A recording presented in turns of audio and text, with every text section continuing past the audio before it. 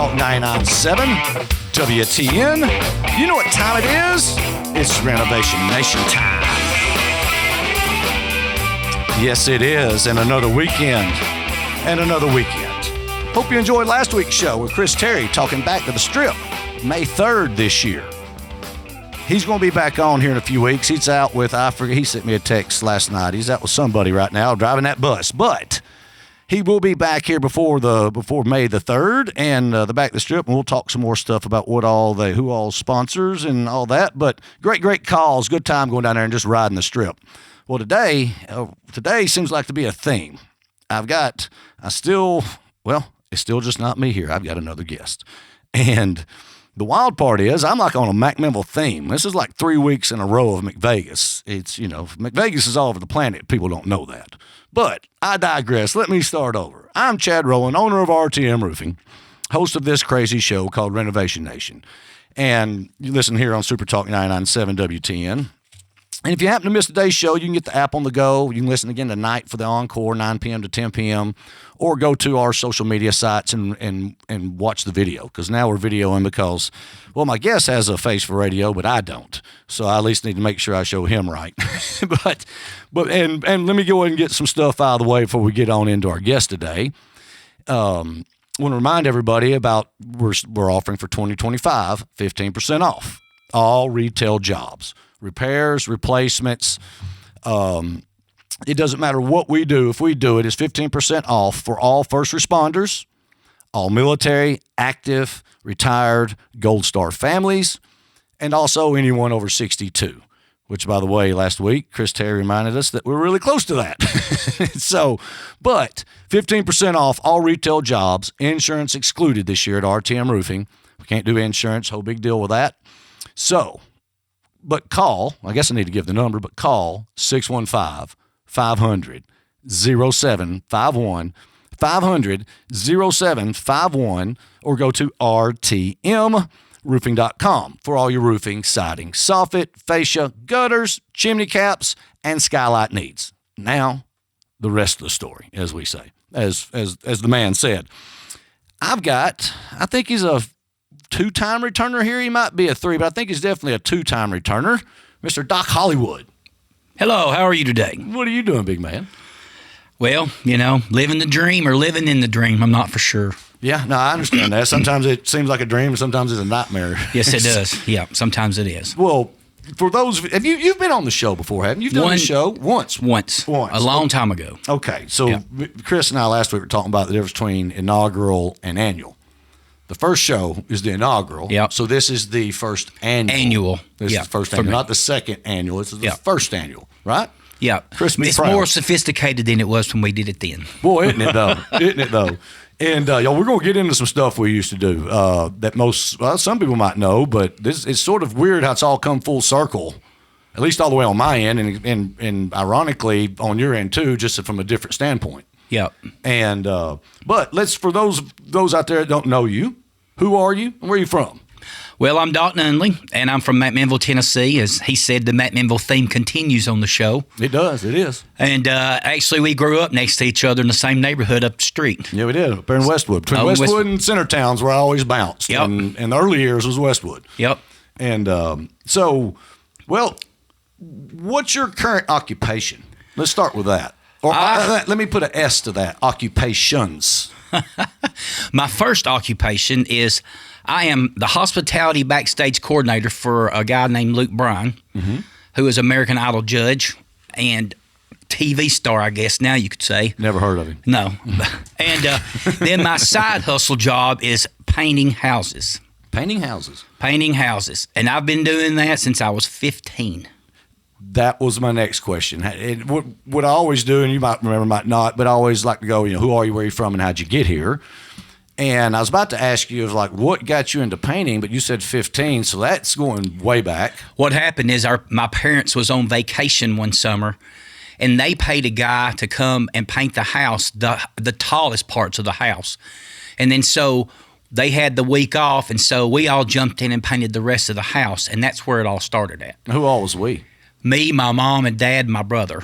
Yeah. And then the guy that come, he painted all the tall stuff at my house, which Chad knows what my house looks like. We have several different places that's pretty tall. Might need a roof, but I'm just saying. I actually do need a roof. Yeah, I do actually do. From where I painted it blue last year, I need a black roof now. So I need to call RTM Roofing. That's right. You call RTM Roofing at 615-500-0751. But anyhow, so that got you into pain. You're talking about your brother, Pudge. Yeah, Pudge Master. Pudge. Yeah, Pudge. We didn't have a choice, but I enjoyed doing it. And then somehow it's always been something I've always been able to fall back on. Whenever I'm not on tour, and even before when I was working music festivals, in between, that's what I would always go back to doing.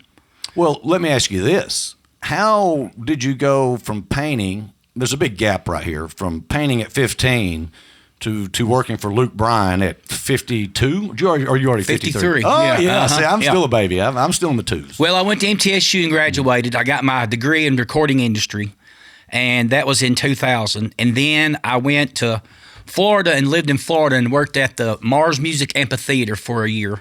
And then I come back to McMinnville. That was with a roommate. That was with Melrose, who got me in the business. That's right. What's up, Melrose? Melrose lives in Indiana now. Really? Yep, and he comes to our shows in Indiana every year, so I get to see him every year. Is he still in the industry? Or He's not in the industry anymore. So he got smart, too. You're the only crazy one left. I'm still the only crazy one that's still in. I've got a wild hair in, but that's about as close as I get. I get to live vicariously between you and Brent and Eric and, Chris Terry driving them around. Yeah, and he's driving the tour bus, McMinnville's everywhere. We got tentacles. We're worldwide. McMinnville's worldwide. It really is. It really is. Wild. It is. It is pretty wild. Do you run into a lot of people on the road before I know I'm skipping a little bit, but do you run into people from the Ville out on the road? No. I run into a lot of people because, whenever I got back from doing that Florida gig, I got in with Bonnaroo. Mm-hmm. And so that's really kind of what started my journey, going back to your question. We started those first 2 years. We started. You worked there too, yeah. And so I was there for 16 years. Mm-hmm. And that's where I met all these people in the business. And that's how I got my job that I have today, is because of two girls that I met at Bonnaroo. And so it all kind of goes full circle with Bonnaroo. And then, then it starts at then I've done other music festivals, and then I started doing Luke's Festival in Mexico that we do every year in January. Mm-hmm. And so I'm his driver down there. And so I got in to know them, his camp and him. And then I started doing farm tour for him in the fall. So that was the two gigs I did with them. Then I would do festivals at the other time. And then that morphed into girl leaving, being hospitality coordinator. And they asked me if I wanted the job. And I said, of course. Well, let's go back to Bonnaroo, right? We both were runners there. We started out as runners, because we knew the back roads and that very first year. Yeah, that's right. What's one of your funniest memories of that first year? I've got one, but do you remember anything? I know you did 16 years, but do you have one that sticks out of the very first year? That first year, it was a madhouse, wasn't it? Yeah. It was crazy. The interstate shut down. Remember that? My biggest one is when they sent me to go get Galactic and Jack Johnson. Mm-hmm. And I got to the airport, and they give us burner phones. That was when the burner phones first come out, Oh, yeah. And so they called me and said, there's no way you're going to get back because the interstate's blocked. Mm-hmm. And I said, okay. So I picked those guys up, and I started heading back, and I knew the back roads like we did. Yeah. And so what I did is I got off on 41, and then I went through the holler. Yep. I went through Beach Grove and through the holler. Yep. Because I knew how to ride the back roads. And so then I come out up over where Batesville Casket Company's at now. Yeah. And then I went back the other way and took a right at the church up there, and I went back through there and took another right and left, and I pulled through the back gates, and they was like, how the heck did you do that? Don't worry about it. Don't ask no questions. Don't ask any questions. I said, don't worry about it. Yeah, pretty much. Yeah. And they went, oh my gosh. And so then the call, the beacon call went out to be like, you got to go here, you got to go there. And it was like, how do you do that? Well, just go to the tractor, take a left. There's a hay bale on the right. You take GPS was just starting back then too. It wasn't. It barely even was there. You might have had a Garmin maybe, but you had to have the memory. You had to have the memory, and the way that just kind of worked out was just by chance. Yes. By chance, look, is what that was. I always pull something. I should have started with this because I've got a little thing I start with normally, and I didn't this time. But see how this rings since we're speaking of Bonnaroo.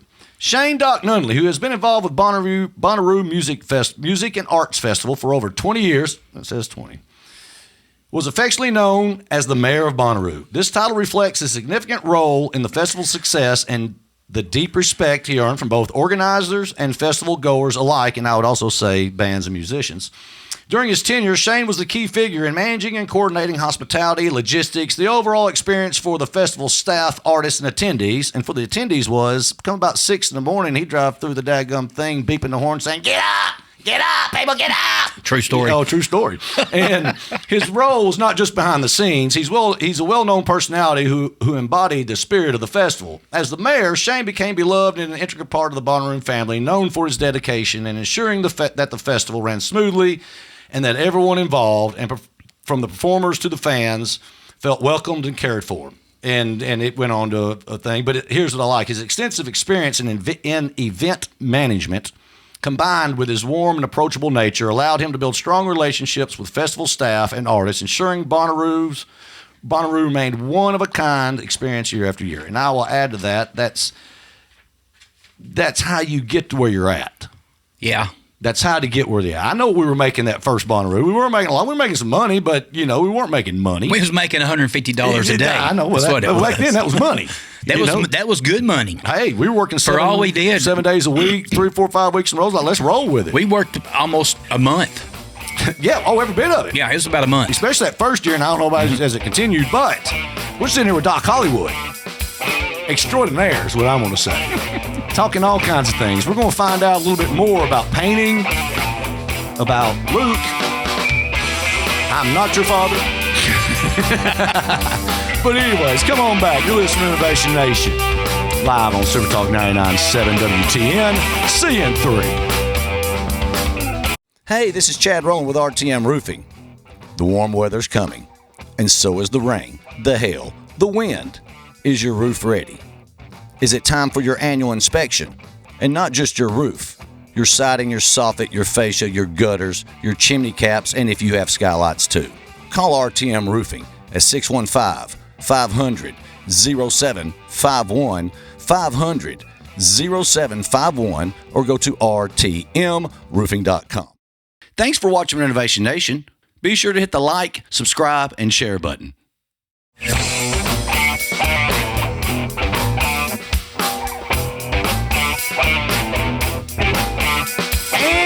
We're back live on SuperTalk 99.7 WTN.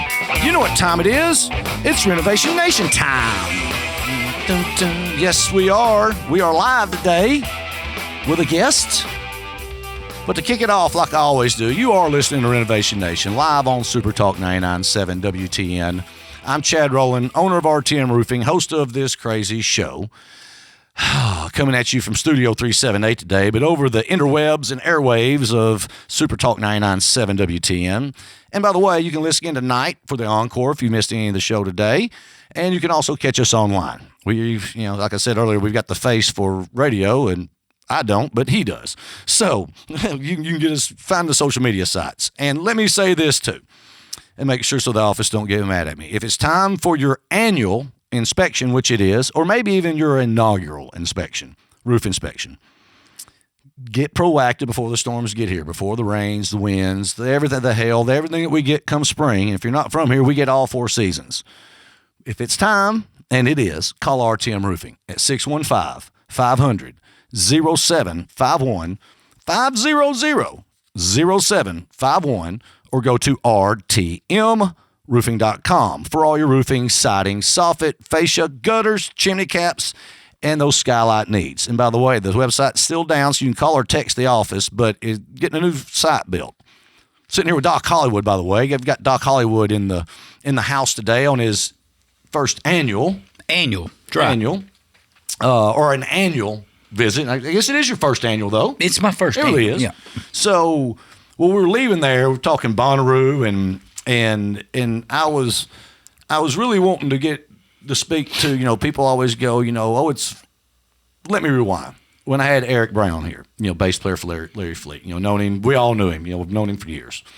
And he's been in music for years. He's done every other job under the sun just about for years too, right? Mm-hmm. And all of a sudden now, out of seemed like nowhere, Larry Fleet goes kaboom. And they're, one of the top country artists, in the country now, in the world, whatever. They're A level. They're all A level regardless, but they're hitting it, right? They're hitting it right now. And I joked with him, I'm like, that happened overnight, didn't it? that was quick. That was overnight success, Eric. Yeah, it's not, right? To him, I know it's not. I know it's not. And just like you, all of a sudden, people will say, and rightly so, it's a success working from where you went working with Luke Bryan and the other artists that you've worked with and other things that you've done.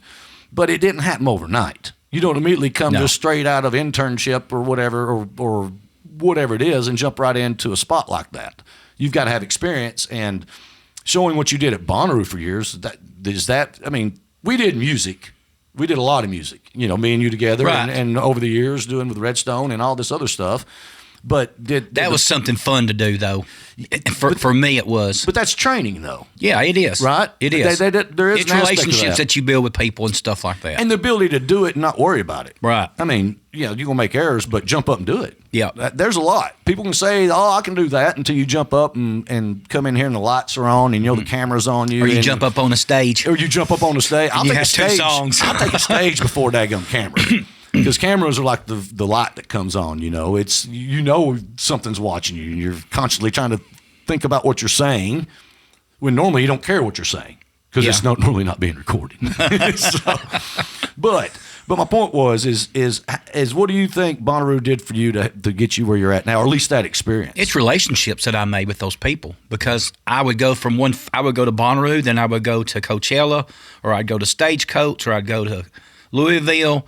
All the festivals that I went and did, it would be the same bunch pretty much. Mm-hmm. And then those other people would branch out and started doing other festivals. So then I would go and do other festivals too. And it was the people that I met that got me where I am today. And when you say, so I don't mean to interrupt, but when you say going to work the festivals, give us a day in Doc's world. A festival day? A festival day, like during the Bonnaroo years. Okay, like you said, instead of 6 a.m., I would be running through the campgrounds, honking my horn, yelling, get up with a bullhorn at about 7:45, because I'd have to go pick up our stage managers from the hotel. Mm-hmm. And then I would go back there, and then it would be like, what runs do we have today? Where we need to go pick people up today? And then it was like, go check on all the stage managers, see what they needed at all the different tent stages, and then the main and second stage. Then it would just be like random stuff during the showtime. Before the showtime, I would go and the trucks would unload something at a stage, and I would go and escort them to a lot, which was the Home Depot lot, Mm-hmm. And then I would park them and make a map so we could get them in and out if we needed to. And then it was just kind of random stuff, but it was a lot of working with other departments and other people is what it was. And I think that's why they call me the mayor too, is because I could go to a department and be like, hey, I need this, and if you need something, you hit me up. Yeah. And that's what we did. You're like Red from Shawshank. You can get anything. Yeah, pretty much, yeah. and the guy that I was working for at the time there, my boss there, and who's that? That would be Haddon Hipsley. He was Fish's tour production manager for many, many years, but he was our production manager for that whole area, the whole Bonnaroo. And he knew that I knew the people, and so he would send me, hey, can you get this? And I'd go and get it. Or, well, we need this or whatever. Can you go get us this? And so that's what I would do. Give me 5 minutes. Give me a minute. Yes. Give me a minute. I'll be right back. Let me go see what I could do is what I would say. I wouldn't ever promise anything. Okay, so now the day started. The shows are the beginning. Early shows are going. The shows are going. That was the easy part, because I could go and sit down. There wasn't much going on. That was the time where you go and say, all right, I'm going to go out and go watch this artist. Mm-hmm. And I'm going to go, here's who I want to see. And that's the time I would take for it. That's your downtime you get. Before you got with Luke, what artist did you meet that you got starstruck a little bit? Is there anybody that's ever sort of made you where you didn't want to talk or got nervous? Because you talk a lot like I do, and usually not scared of anybody. Probably, but it was after I was with Luke. When I met Lionel Richie in Mexico, that was kind of a starstruck moment for me. I never did really. I would get a little nervous or anxious around him, but not. Nothing like crazy fan or anything like that. But when I met him, it was like, holy cow, I used to watch this guy on, the TV in the 80s, and just, And he was so nice and he was so kind. It was just that was starstruck. But other than that, I done pretty good actually. Yeah. I just try to say, just be yourself. Yeah. And treat them like they're themselves. They're Chad Rowland or Dalton Unley or something. Yeah. And that, call me Mr. Rowland, please. Mr. Rowland. And so that gets you farther. Yeah. Instead of you being, you got to take that energy and pull that energy back and put it inside and wait till you meet them, and then you can go cry and suck your thumb later. Sitting here with Doc Hollywood, extraordinaire, live on SuperTalk 99.7 WTN. You're listening to Renovation Nation. Sitting here talking. It's another music theme. We're going to get in some painting stuff because I definitely want to talk about that, because anybody that does anything in music at one point in time, if not still, has 1, 2, 3, 4, 5 jobs. Absolutely. Not just in music. You got to have a side hustle gig. You do. All the people I work with right now, they all have side hustle gigs too. When we're off tour, they're side hustling too. That's right. Well, you have to. And now when let's flash forward a little bit. When you get to being with Luke, what's a day in? I guess there's different things, whether you're down in Mexico or actually on tour. If you're on tour, what's a day like? Show day, not drive show days. I mean, we roll into the city. Either we bus or fly in.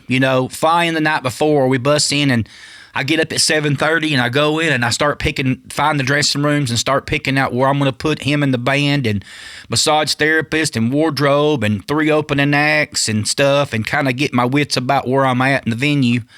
And then I go and we'll go ahead and put our signs up. Me and my production assistant, my tour assistant. Do you make new signs each time, or do you? No, Vanilla does that. Our tour assistant does that. He goes ahead and laminates the signs that we have for the year.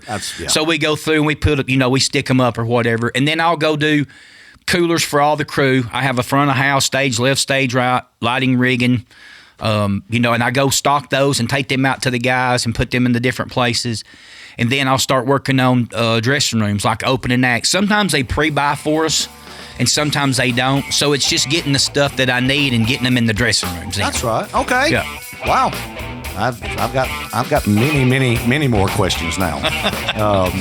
We're sitting here talking with Doc Hollywood, extraordinaire as I'm going to call him. Sitting here talking about, number one, it doesn't come easy, and you got to put your time in, and there's no telling where you'll end up if you do that. Well, come on back in 3 because you're listening to Renovation Nation, and we're not done yet. See you in 3. Hey, this is Chad Rowland with RTM Roofing. The warm weather's coming, and so is the rain, the hail, the wind. Is your roof ready? Is it time for your annual inspection? And not just your roof, your siding, your soffit, your fascia, your gutters, your chimney caps, and if you have skylights too. Call RTM Roofing at 615-500-0751, 500-0751, or go to rtmroofing.com. Thanks for watching Renovation Nation. Be sure to hit the like, subscribe, and share button.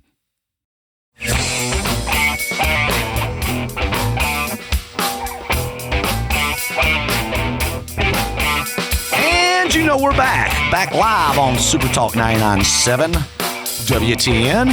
You know what time it is? It's Renovation Nation time. Yes, it is. Yes, it is. Another Saturday going down in the books, and another guest. If you're just tuning in, be sure and catch. If you missed the first couple segments, be sure and listen tonight from 9 p.m. to 10 p.m. Or get the app on the go, or catch this. It starts about 10, 20 minutes after the radio show starts on YouTube, on all of our social media accounts. There's links to just search RTM Roofing YouTube, and you can catch it there if you're in a spot where you can't get anything else, or need to go back and see Doc's face for radio. So sitting here with Doc Hollywood, extraordinaire, I'm gonna call you. And we were leaving and talking about a day in the life of not hanging out with Luke, but show day, being up on a show day. Yeah. And you just brought up something that during the last segment that you're in charge of. I say in charge of the hospitality, quote unquote, of the opening acts. Yeah. So if I remember right, I think you told me one time you decide if they get their rider or not. Yes, I can say no. Yeah, people. I'm taking $50 donations. I can get you what you want if you're on the road with them. But I'm not real harsh about it. There's some things that it's just not. we just can't do. You can't do a charcuterie platter for 3 different people. Yeah. It's stuff like that. No personal stuff. So majority of them's not bad. I just have to go. I have so many because we have 3 opening acts again this year, and then we have 3 more, and there's a total of probably 12 total artists. So I have 12 riders I have to go over and go through and call them and say, what do you actually need? Yeah. We're not giving you the camel on the beach and the sand. That's right. Yeah. And so I have to cut them because there's just no way you can fulfill all of it. And they're all have been really, really nice about it. And some of them are really nothing. Have you ran into, and you got to mention names, but have you ran into acts where you're like, I don't care if I ever work with them again? There's a few probably, yeah. I'm not. You don't. Speak there out are of school, some. but still, I'm just curious. Well, it's the biggest thing with me is that there's some that don't appreciate. I guess that's the biggest thing with me is like hey, thank you. A thank you goes a long way. Yeah, it does. And then just little things like that. Just should be appreciative of stuff. Yeah. And that's what I was about to say. Opening acts, be happy you're there. Well, I mean, there's a. Be happy you're there. You should see some of these people's riders that's out there that they ask for so many pages of stuff, and then they get it, then they don't even touch it. You know? Oh, exactly. And that is a big thing. Yeah. It's like it's so wasteful, but I understand them asking for it. But if you're going to ask for it, then take it with you then, or use it. When I was on the road, and especially thinking back when I was with Bear Jr. out touring, the one thing I never thought that you put on the rider that is the biggest of them all is water. Water. Cases of water. We need 4 cases of water. Like 4 cases of water. Wait till after the show when you're driving down the road. Yes. And you got, you're on the bus for 8 hours, whatever it is. And case or 2 of water for every rider. They're gone before you get to the next What I do show. is that they order a bunch of water for us, and then they'll put it with our catering company that's on tour with us. They'll put it somewhere by the kitchen or something, or it might even be on a pallet or something. Right. And so I just go and tell all the opening acts, like, look, here's the water. Help yourself to it. And then that way they can go get whatever they want for their van. Yeah. A lot of them are still in vans. Oh, yeah. And then what is that? The one that's a step up from a van. It's kind of like a cargo type thing. It's like one of these bug-out vehicles. It's like a bug-out vehicle looking thing. But before a bus and stuff. So I'm always really good about having plenty of water for people. No, because that is the biggest thing. And you don't realize how fast 24 bottles ago when you got 7 or 8, maybe even 10 people in your camp. That normally don't drink water. Drink water. Yeah, exactly right. You know what I mean? But when they leave the venue, they don't have it. So that's why I'm like, go take that. Get you some of that, No, it is good. Yeah. Sitting here with That's a good point. That's a good point, like you said. Sitting here with Doc Hollywood, live on SuperTalk 99.7 WTN. Doc Hollywood extraordinary. I think last time, one of the times we talked, I think we figured out how long we've known each other, and it goes all the way back to like first grade or kindergarten or second or something. I think it was second grade. I think it's what we come to. It wasn't kindergarten. I think it was second. I think it was second grade because I think we determined it wasn't kindergarten. So so we've known each other since we was second grade. Yeah. And so that would be, let's say I'm 53, so probably about 51 years. 51 years. Well, we're both Blue Raiders. Go MTSU. Yeah, go be blue. Proud, be loud, be blue. That's right. And how do you think that, because their recording program, is one of the top in the country, if not the top in the country, in my opinion. Yeah. How do you think that treated you, getting you where you're at today? Or do you remember? Well, it was difficult for sure. It did help me out in a lot of things, and I think actually just the experience about going and being around other people that was wanting to do what I was wanting to do at the time helped out a lot. And the professors there was really good about talking to you, and if you had questions, they was real good about answering them. It really doesn't. It doesn't prepare you for what you're going to do once you get out. It's all about, like you talked about earlier in the early segment, is that it's all about work and doing it instead of like graduating and then you go get a job. It's like you're not going to know all these people and you're not going to know how to do everything. Yeah. But it gives you that piece of paper. It's a nice thing to have. Yeah. I went to school. I had to pay for it on my own. And I paid for it, and I'm actually doing what I went to school to do, which is unusual for a lot of. And you think about it, the recording studio down there, or the recording program, has the ones I know spit out a lot of good people. It's spit out Brent Rawlings, front of house Kings Leon. Yep. Spit out Chris Raybold. Yep. Who's been with Lady Gaga and everybody else under the sun. He's been with a bunch.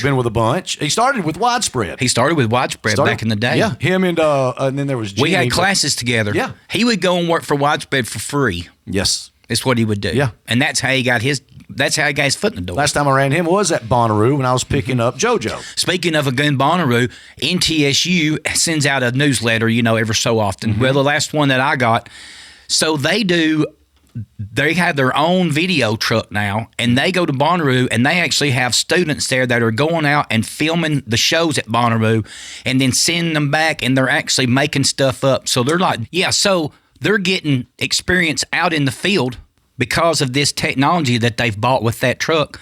So these kids are out there actually doing stuff that they may end up wanting to have a career in. That's real world experience. That's real world experience. I always say lexdisic instead of dyslexic. You can give me the book, and I'll figure it out eventually. But you show it to me, and I've got it. That it's a big difference. So you can go to the class and learn about XLR cables, learn about whatever, learn about latency, learn about this and that. But until you're in the real world applying that, that's where the experience is at. That's correct. Because it's not always the book. No. I mean, how we were joking before we started today that, because I was still setting up some things in the studio, this and that much like a lot of shows, a lot of concerts, if you ever really notice, they're still putting it together 2 seconds before it's live. Before showtime. No matter what time you get there. You ever notice y'all load in at 7 in the morning in some town? Yeah. Your show's not to 8 p.m. 9:30. 9:30. But I'm saying the opening acts. Your opening acts, gates, doors are usually 5:36, and then we have 3 opening acts. So that's all day. It's all day. And you'll still see them running. Mm-hmm. Well, they're all day. They're doing sound checks, too. Yeah. The opening acts are doing sound checks and, wrapping cables, anything. Well, that's what I mean, the whole production. Even the build up to when we go on stage. I'm still working, doing stuff, trying to get stuff ready for the show to start. What do you do during the show?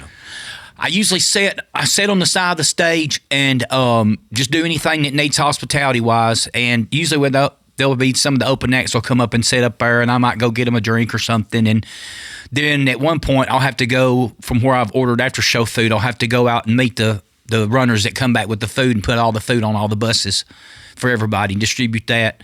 So it's showtime really for me is, it's not really, there ain't a whole lot to do. Something, you have your spurts, calm in the storm. The calm in the storm, I do our margarita gig. I take that and take that out to him. Hang on. I was going to ask about that. I didn't know if you was going to get that. So what is this I hear about Doc Hollywood? Because the picture I've seen, and I'll let you carry it from here, but the picture I've seen is where they had a runway. Yeah, that goes on out in the crowd. The thrust. Is that the thrust? Is it called the thrust? It's a thrust, yeah. And that's for the stadiums, or is that in the arenas too? That's in arenas and stadiums. So that's just the stage. And because normally with amphitheaters, there's not enough room to put a full thrust. Yeah. So sometimes we'll do like a quarter thrust. I mean, no joke. Yeah, right. It's just something small. Sometimes there's not enough room to do one at all. Carry on. Give us the moment. What's happening right before this goes down? What are you doing? And then walk us into what happens. So what I do is I look at the set list, and then I'll be like, okay, there's the margarita song. Okay, so I go and I get our big margarita glass, and I put margarita mix in it and ice, and I have limes already cut and put them on the side. So then when the song gets done before that, they start the song, and then I'll walk out, and then sometimes he'll take it, or he'll be at the end of the thrust, and I'll walk it down there to him and give it to him. And then there's times that we dance when I give it to him, or he'll throw limes at me or squeeze lime juice at me. Or then other times I just give it to him and we don't do anything. So it just depends on, what's going. It depends on the mood, I what guess. kind of tequila? Does he have a tequila? I know he's got a beer, doesn't he? Not. Does he have a beer? Used to have a beer. Used to have a beer. Okay. We don't have tequila. Okay. He don't have his own tequila. So is it really just margarita mix in there? It's just margarita mix. Okay. Yeah, it's more of a gag. It's what it is, because I can't be giving alcohol out to somebody in the crowd. Oh, fair enough. So that's why I don't do that. Yeah. So it's just that old cheap margarita mix that you make. No wonder he throws stuff at you. I'd be a little mad. Like, put something in that. Come on now. Well, that's in the side cooler that we sit on. Yeah, that's funny. But so sitting here with Doc Hollywood, you're listening to Renovation Nation live on SuperTalk 99.7. Sitting here, as I mentioned, Doc Hollywood extraordinaire, longtime friend. Here comes the break anyway. So I was going to say, when we come back, we're going to talk a little painting. And we're also going to talk a little Doc Hollywood and a little bit of I Hate Valentine's Day, since that's coming up. And for those of you that know, that KYNOW or whatever they always say, no, if you know, I know. I know about it. I recorded it. May have to play it. Well, I'll play that when we go do the back on the strip here May 3rd. But anyways, you're listening to Renovation Nation live on SuperTalk 99.7 WTN. Sitting here with Doc Hollywood. Come on back.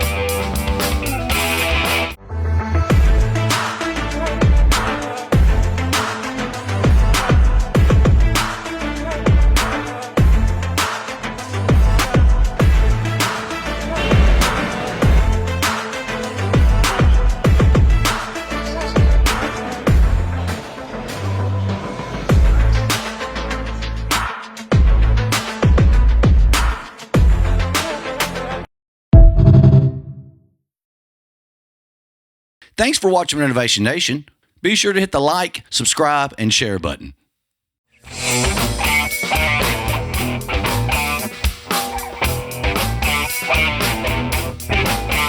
And we're back live on SuperTalk 99.7, sporting my smart water, brought to you by Renovation Nation. Anyways, it's Renovation Nation time. Cinder doing some props on video. Just want to give a shout out to Smart Water. Don't be smart. Drink Smart Water. But whatever. No, it's good stuff. I've started drinking more water. But anyways, I'm Chad Rowland, owner of RTM Roofing, host of this crazy show, sitting here with Doc Hollywood, continuing our conversation as I drink a Smart Water. I gave up Sun Drops, Doc. What? Mm-hmm. Really? Mm-hmm. I've had a couple since August, but not many. I mean, I used to drink... Well, if you could be an alcoholic on Sun Drops, I was Otis on Andy Griffith.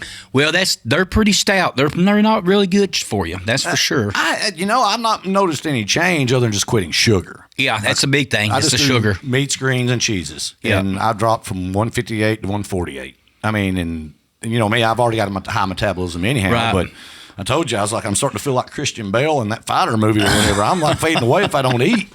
But anyway, sitting here with Doc Hollywood, talking all kinds of things. He's Doc Hollywood extraordinaire from Memphis, Tennessee. Let's jump into, or let me say this. If it's time for your annual roof inspection, which it is, the first annual, or maybe the inaugural, call RTM Roofing at 615-500-0751, 500-0751 for all your roofing, siding, soffit, fascia, gutters, chimney caps, and skylight needs. Okay, so now let's get on back into this. And I don't know where I was going because I just jumped at that. But we're going to talk about painting. That's exactly what I was going to do. That's what you said we was going to do. And give me the DT. Give me the Doc tips of some about paint. Like, what kind of painting are we talking? Because there's the interior, there's the exterior. I do interior. I've done exterior, but I mainly do interior. And and everybody has their own. I need a bedroom painted or a bathroom painted and whatever, and I can't paint. That's the biggest thing that I get is I hate to paint or I can't paint. And that's a big misconception because you're painting, if you mess it up, you just paint over it. Right. But it's more of anything. I get that almost all the time with the jobs that I do. They're scared to do the cut-in part is what it is. It sucks. It does. Well, I freehand. Luckily, I can do that. Wow. And, I think that's just because I've been doing it for so long, and I know what kind of brush to use. But I get it. Wait a minute. Isn't a good tip, or what I just caught from that real quick, it all, like this show, it starts with the mic, then the cable, then your preamp, and then the rest is history. And the source, which is yourself. Well, that's the paint. Then the brush is your microphone. The brush is your microphone, especially when it comes to trimming in. The brush it is the factor. What kind of brush you like, or is it a trade secret that you took? No, I like a 2.5-inch firm brush, and then I like a 1.5-inch firm brush for trimming in. I like a firmer brush. When I trim in the ceiling, though, I like a little softer brush because I'm usually brushing in the ceiling before I'm painting the wall, so I tend to get a little bit on the wall, which is fine. Yeah. And that's just like people freak out about, I guess that's why they freak out. It's like, you're going to paint over it, it's going to be fine, Yeah. And there's easy ways. There's just, you can paint cheap, too. You don't have to go to Sherwin-Williams and buy the most expensive paint that's on the market. You can go to Lowe's, you can go to Home Depot. Home Depot has the Behr paint. I love that paint. And then, What do you like about it? I like the way it goes on. Okay. I painted a house with it one time, and I'd never used it before, and it was just like, whoa, this goes on really good. Okay. There was just something about the paint that I liked about it. All right. But Valspar is at Lowe's. It's good. The DIY is at Lowe's now that you can get. You don't have to buy the most expensive paint. You can even do, I've used some just really low grade paint, and it done a good job for doing. I guess trim. It all depends on what you really want it for. And it depends on what you want. But if you paint something, if you let it set for 30 days and let it sink in real good and cure, then you can wipe stuff off the walls. If you got a scratch or something, you can take one of them little white erasers things and use that on it, or a washcloth. But don't do that. Don't do that until 30 days because it's still curing. Basically? It's still curing. You need to let it sit for at least 30 days for you to, because if not, then you'll have a spot where you tried to wipe that spot off there. You're basically wiping paint off. You'll be wiping paint off. Yeah, you need to let it sit. Never knew that. Yeah. That's a little tip. I knew a tip about carpet, but working with Jeff McAlpin for years, we used to lay a lot of carpet with his dad, Mr. Big, and that when you spill something on it, right, and you wipe it up, and you got it clean, but now it's damp. Yep. Lay a towel over it, so the dust doesn't come down on that wetness and then stick to it, and then truly stain it. Or if you've already gotten the stain out, But yeah, let it. It needs to be dry. A nice fresh dry towel on it, and then rotate it a couple times so it's dry underneath it, and it will. Don't leave it on it for a month, and you'll be able to. But don't wait 30 days for that. Wait a couple hours, then pull it off and check it. But don't just leave it open, being wet, and it reduces the chance that you're going to see that stain. It's going to show back up. Not even the original stain. It's just what dirt fell out of the air, the dust and everything else. But anyway, so sitting here with Doc Hollywood, you're listening to Renovation Nation live on SuperTalk 99.7. And what else with painting? Is there painting you don't like to do? Well, sometimes you get into a job. Really, I kind of get sometimes which I've done, but I've painted like a whole entire house. About halfway through, once you start going, hey, gum, I wish I had some help doing this, because I do it by myself. Yeah. And so you're there for a long time, and you kind of get to that point. You're like, I'm tired of doing this. I'm ready to be done. I want to go on the road. I want to be back on the road. I'm ready to be done. That's it. Yeah. But I've tried not to take those jobs since I don't have a whole lot of time. I try not to take those jobs anymore because there's just too much to it. If you're painting the ceilings and the trim and the doors and the walls and the baseboards, there's a lot that goes into it. There is a lot. There's logistics to that. You need to do something first before you do second. You got to do it. You have to do it. Yeah, I start on ceilings. It's the same that I start. Work your way down. I work my way down. I do ceilings, and then I do walls, and then I do cut-ins, and then I go back and do baseboards, and then go back and cut the bottom in where the baseboards. We'll say at RTM Roofing, we go from top down too. We start with your roof, then your gutters, then your siding, then your soffit, your fascia, your siding, and then everything else that goes with it. And by the way, you can call RTM Roofing at 615-500-0751 because it's time for that inaugural inspection. So do you give a number out to do work for people, or you just do word of mouth, whoever contacts you? I just do word of mouth. It's just when I started doing it, I needed something to do, basically, and there's been many a times in my life that I didn't have a job, then I needed to do something, so it was painting. And just somehow out of the blue, somebody called me and say, will you come paint this for us?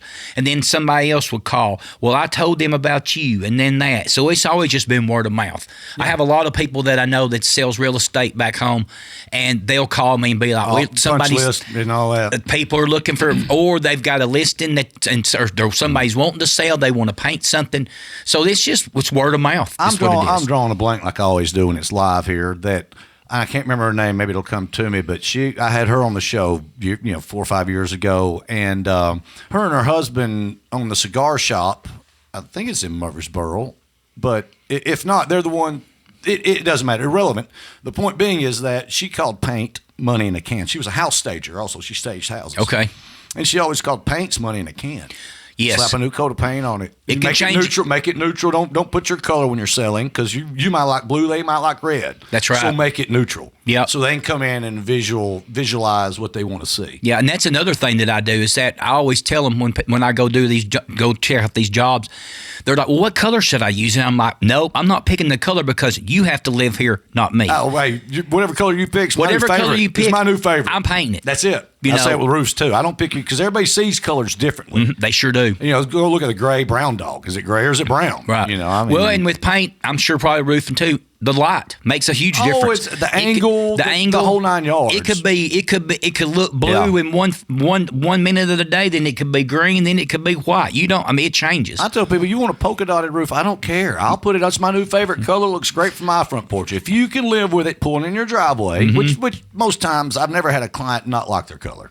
You know, it's a shock at first sometimes if they change and not used to it, but they ain't looked at the roof in 30 years anyway. Right. You know, right? They don't pay attention to it because it's just normal to them. And you can't just slap it on and go, I don't like it, do it again. Right. I can. That'd be 18 more thousand. But anyway, sitting here with Dr. Hey, thanks for coming on the show, man. Hey, thanks for having me, man. We didn't even get to radio.biz and all that kind of stuff. We got to get into that next time. Yeah, it was fun. I'd like to come back another time sometime. Definitely will. Well, sitting here, you heard him, Doc Hollywood, extraordinaire.